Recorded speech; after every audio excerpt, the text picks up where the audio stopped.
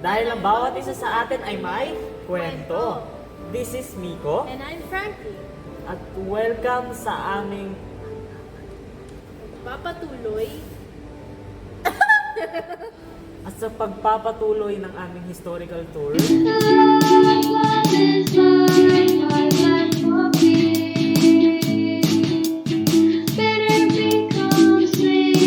Hello po mga friends, ito po ang one Kwentista. Nagpe-perform po sila.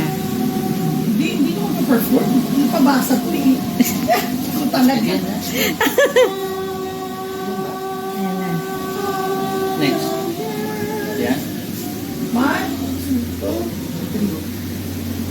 Ang unang ay Asunsyon, ere namay resurreksyon, ang ikatloy adorasyon,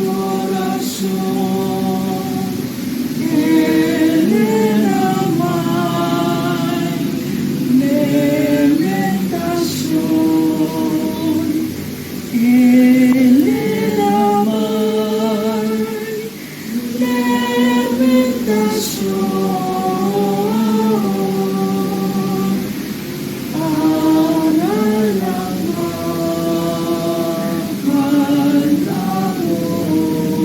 magpalaro ang unang ay Asunsyon,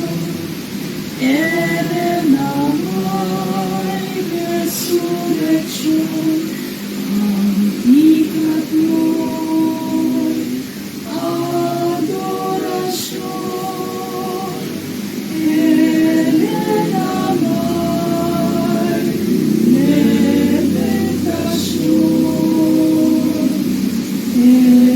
ere namay lamentasyon, ere namay lamentasyon, aral ng mahal na buhay. Ang unang ay Asunsyon, ere namay resurreksyon, ang ikatloy adorasyon, ere namay lamentasyon, ere namay lamentasyon,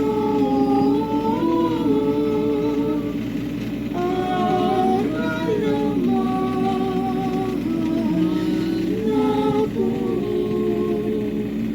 Ito, meron akong pinagawang replika ni Mamong. Gano'n ba? Opo, next year magbubukas ako ng pabasa. Opo, itutuloy na natin ang tradisyon ni Nazareno natin, Mamong Nazareno ha. Okay. Opo, kami pangangasiwaan namin, online na po. Para lahat sila kasama, ano po. Nakakatuwa naman din na makita si Lolo Ben na kumanta din ulit. Kasi, ayun nga, since nung bata pa ako, uma-attend ako at nagpa-participate sa pabasa.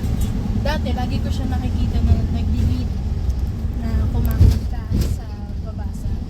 So, you know, parang excuse me, parang nung narinig niya kami na kumanta, parang not only does it take me back then, I think it also takes him back to those days nung ayun yun, nag-lead pa siya sa pabasa kasama si Lolo Fred, di ba? Lolo Fred. Nakakatuwang pagmasdan na yung isang tao na ngayon ko na nakita, magiging parte na rin siya ng buhay ko sa paraang sa isang adhikain sa musika, mapapansin natin na may isa tayong kaluluwa, may isa tayong paninimulan. Dahil sa simpleng alay lang natin sa kanya ng pag-awit, mapapansin natin na buong puso sumasabay din siya na nilalabas ang kanyang mga kailangan siya sa kanyang kabataan. Kaya napakasarap sa pakiramdam na makita mo yung isang tao na hanggang ngayon masasaksihan mo, makakasabay mo sa amin. Nakakatuwang makita si Lolo Ben kasi at the age of 91, malakas pa siya at talagang active pa siya. Kasi nung time na kumanta kami, narinig din namin siya na kumakanta. So, ang saya makita, especially nung nakikita ko na na-entertain namin siya habang nagpe-perform kami. So, nakaka-touch lang. Ang nakaka-goosebumps tignan. Ayun. Tungkol kay Mamong, ang masasabi ko, it's good to see ulit na ayun, na makita ulit si Mamong after so many years. Kasi lumaki din ako na kumakanta at nagpa-participate sa pabasa. So yun lang. I think it's very medyo brings me back to my childhood days. Ganun. Mamong ay isa sa mga banal na imahe na milagroso. So, ako, since first time ko lang din naman siya makita at makausap, hindi pa gaano kakilala siya. Hindi katulad ng mga tagapag-alaga niya. Pero sana yung mga pakiusap na dinadala ko sa kanya, makarinig niya. Ako first time ko kasing makita ng actual na malapit yung Nazareno. So, Mamong. ayan si Mamong Nazareno. At nabibilib ako sa mga stories na nakapalibot kung paano siya nagiging miraculous. At ayun, tinry ko rin naman mag-try magdasal sa kanya. So, hopefully, ayun. At sa aming pagpapatuloy ng historical tour, ngayon ay babasahin namin ang Love letters. letter Love letters. Nino. ni Lolo. Ay, rin. At ni Lola.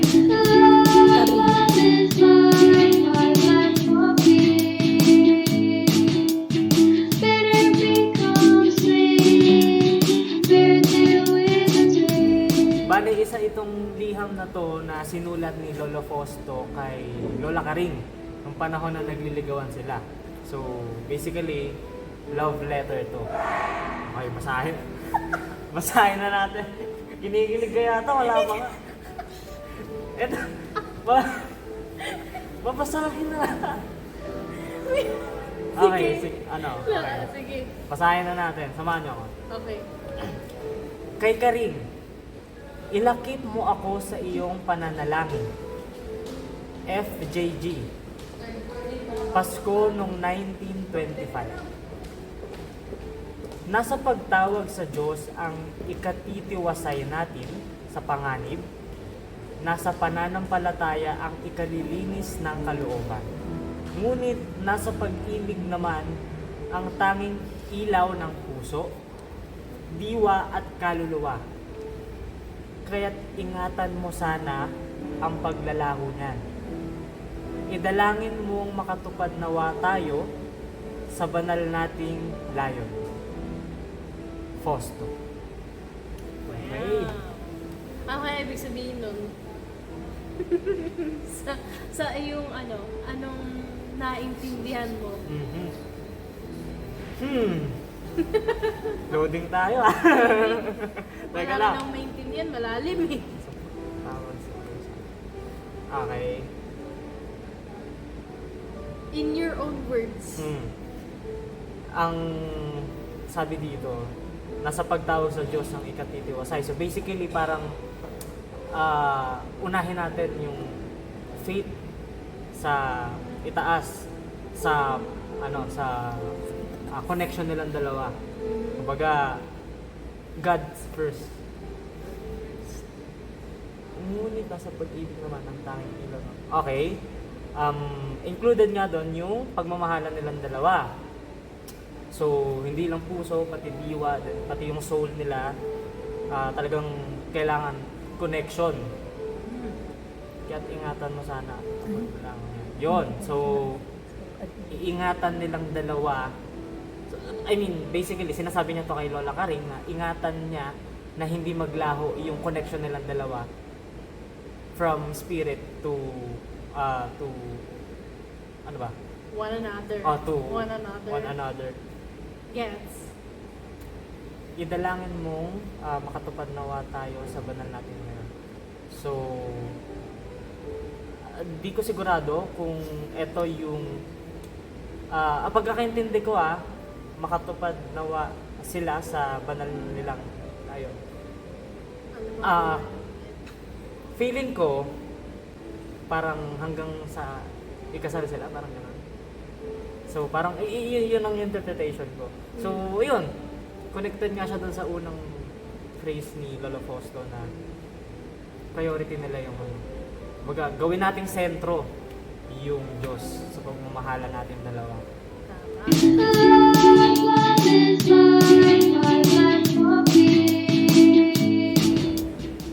Paghahandog sa mutya ng mga mutya, sa buhay na karugtong ng aking buhay, sa ilaw ng aking kabuhayan, at sa kaluluwang magiging kasama ko sa buhay at kamatayan.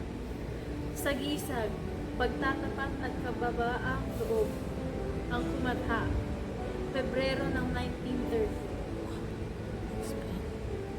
So ikaw, tingin mo anong meaning? Wait lang.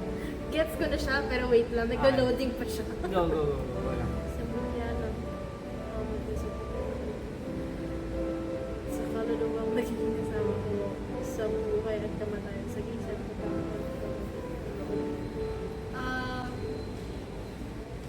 paano ko ba siya i-translate sa Tagalog? Hindi, gets ko siya. So basically, si Lolo nagsulat dito, di ba? So, ang pagkaintindi ko sa pagsusulat na ito is basically, dinedeclare niya yung kanyang devotion, your love, your love and devotion sa kanyang love. Bebe loves. Level up. Bebe loves. Oo, kalma. Oo, but love. Sa kanyang iniibig. Wow, ayun. Iniirog. Iniirog. Yun. Yun ang aking pagkaintindi.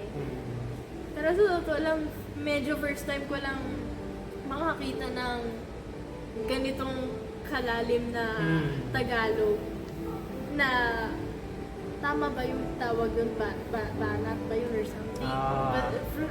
Yun.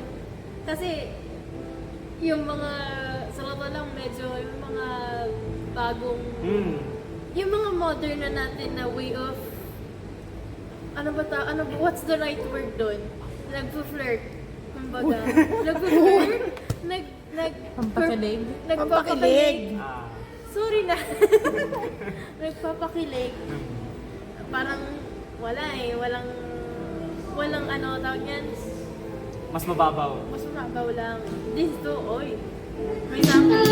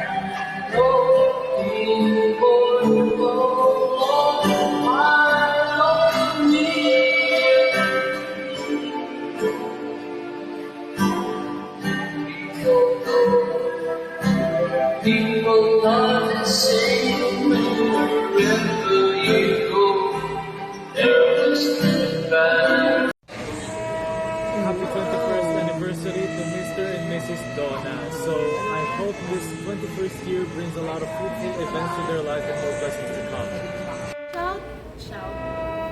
Shoutout pala sa aking mommy and daddy dahil today ay ang kanilang wedding anniversary. Pang ilang wedding anniversary na nila to?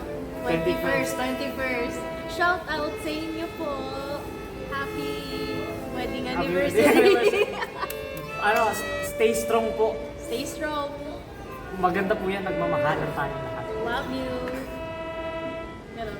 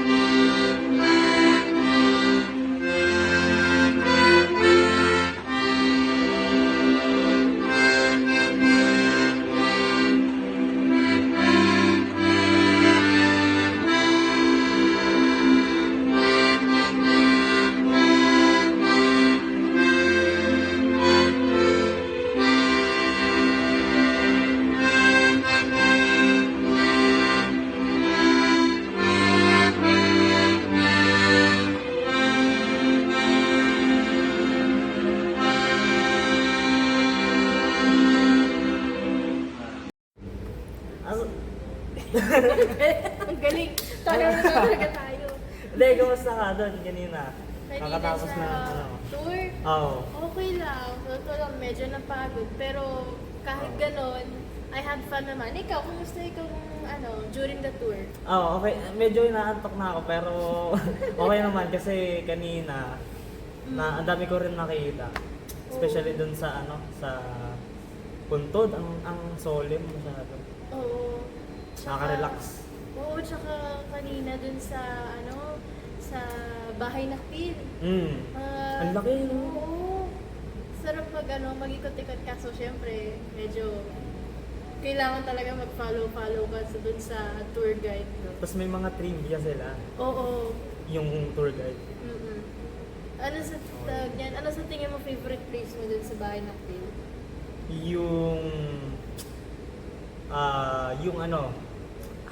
Yung anong tawag doon sa yung kanina, yung may flag. Hindi ko rin Library room yata ata yun. parang library. Yung may flag na nakaharang. Oo, yung library.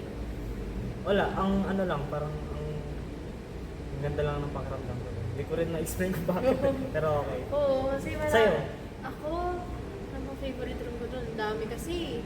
Meron yung kitchen, tapos yung dining room, tapos yung nakita ko kasi dun, I think yung paakyat meron dong parang puro mga Mama Mary. Tapos oo. puro mga paintings, Oo. tsaka drawings. Mahilig ako sa mga ganun. Parang, alam mo yun, parang, mahilig kasi ako tumingin sa mga art or mga Oo. paintings o drawings sa na naka-frame. So, ayun, I think yun ang favorite part ko din sa Bahay ng Pil. May isa pa sana yung likod. Yung bintana nila doon. Oo. Yung old na picture kasi niya may ano ba tawag doon? River ba yun? Oo, river yata yun. Ngayon kasi hindi na siya ganong kita. Oo, Since yun. may mga bahay na din. Tsaka, compared din kasi from years and years ago, Oo. sa sobrang dami ng tao sa mundo, naging polluted na. So, Ayun, instead no, of isa din. maganda na sana yung yung bahay, Mm. it's smelly, mabaho na, puro mga trash. So, medyo nakakasad. Pero, ang importante, syempre, at least, na-preserve yung bahay as a whole, no? Ang ganda ng bahay talaga. Ang laki. Tapos, ang kinaganda pa nun, puro kahoy lang siya. So, ang tibay ng kahoy. Imagine. Super tibay. Tapos, pansin mo rin parang ang dami nilang mga ventilations compared sa Mm. mga bagong Ah. houses ngayon na super sarado. Oh. Sila, at least, kahit open yung bahay, Mm. di ba may mga butas Ah. here and there. Safe siya. Puro siya mga bakal and all that stuff. Na, yung sa nung bumisita tayo kay Lolo Ben, anong pakiramdam mo? Kay Lolo Ben, natutuwa ako sa kanya. Kasi nung, di ba sumilip siya sa pinto at wala, gusto ko sana siyang batiin. Kaya lang bumalik siya eh. So nakita ko lang siya. Pumasok na tayo sa loob ng room niya. At nakakatuwa kasi kaya pa niyang at Oo. very old age na siya. 91? 91. Nakakabilib yung ganung edad. Nagulat na ako kasi habang kumakanta tayo kanina, nakikanta din siya, napansin mo. Tsaka, nung time na kumanta ka, yung Oo. binirit mo yung dulo eh. Feeling ko napaproud sa'yo si Lolo Ben. Nakakatawa. Sa totoo lang, Pati kami napalakpak. Taas.